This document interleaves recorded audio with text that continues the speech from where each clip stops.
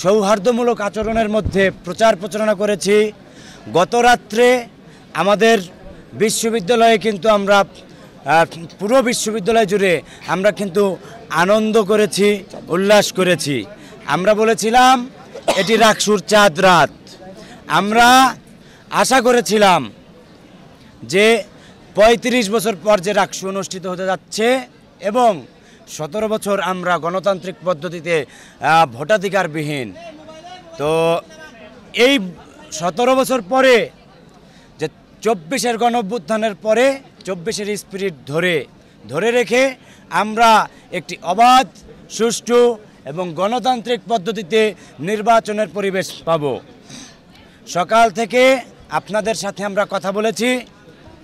আমরা কিন্তু সকালের প্রথম দিককার সময়ে সুষ্ঠু পরিবেশ ছিল, আমরা গণমাধ্যমকে জানিয়েছি পরিবেশ সুষ্ঠু, কিন্তু পরক্ষণেই আপনারা গণমাধ্যম কর্মীরা আপনারা দেখেছেন যে আমাদের ক্যাম্পাসে যে এই বহিরাগতদের আনাগোনা বাড়তে থাকে। বিশেষ করে অভিযোগ এসেছে স্টেশন বাজার, বিনোদপুর গেট, ওই চারুকলা গেট এবং কাজলা গেট দিয়ে আপনারা দেখেছেন যে লাল জার্সি পরা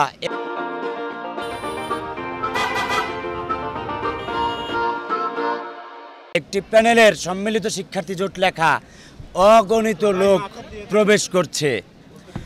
বহিরাগতদের এভাবে তাদের প্যানেলের টি শার্ট পরিয়ে ক্যাম্পাসে ঢুকিয়ে অস্থিতিশীল পরিবেশ সৃষ্টি করার পায়তারা চলছে।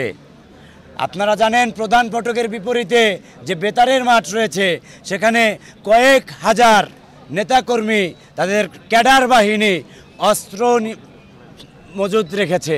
আপনাদের কাছে অভিযোগ দিলাম, আপনারা সত্যতা যাচাই করুন। তাছাড়া আপনারা জানেন যে আমাদের এই যে নির্বাচন একবার পিছানো হয়েছে, ভোটার সংখ্যা কম, আমাদের বেশিরভাগ স্টুডেন্ট কিন্তু বাড়ি চলে গিয়েছিল। তাদের বিশেষ করে যে দুর্গা উৎসবের সময়ে তারা কিন্তু চলে গিয়েছিল।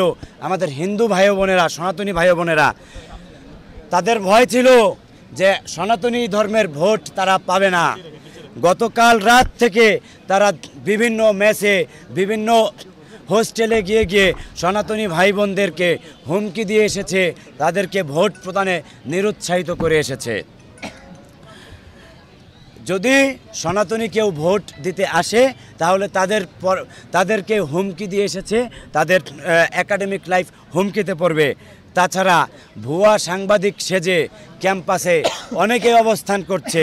প্রশাসনের কাছ থেকে ভুয়ো কার্ড নিয়ে, তাদের কোনো আসল অরিজিনাল সাংবাদিক বা প্রেস কোনো কার্ড নেই, প্রশাসনের কাছ থেকে ভুয়ো কার্ড নিয়েছে। শিবিরের সাবেক সভাপতি আশরাফুল ইসলাম ইমন, তিনি কোন সাবেক সভাপতি রাজশাহী বিশ্ববিদ্যালয় শিবিরের, তিনি মিডিয়া কার্ড নিয়ে, সাংবাদিক কার্ড নিয়ে ক্যাম্পাসে প্রবেশ করেছে।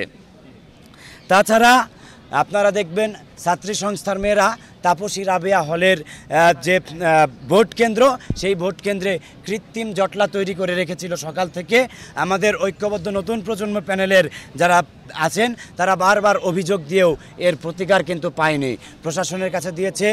এবং আপনারা জানেন রোভার স্কাউট নামের বা বিভিন্ন যে স্বেচ্ছাসেবী সংগঠন, তারাও কিন্তু শিবিরের হয়ে ভোট চাচ্ছে ভোটারদের কাছে। 2 জন এর মধ্যে কিন্তু কয়েকজন প্রমাণ সাপেক্ষে আমরা ধরিয়ে দিয়েছি, যার কারণে তাদেরকে কিন্তু দায়িত্ব থেকে অব্যাহতি দেওয়া হয়েছে।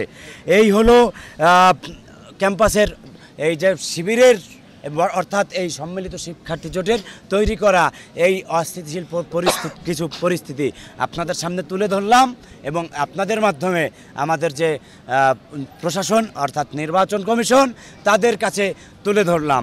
এখন আপনাদের সামনে কিছু অসঙ্গতি প্রমাণ দিচ্ছেন আমাদের নাফিউল ইসলাম জীবন জিএস প্রার্থী।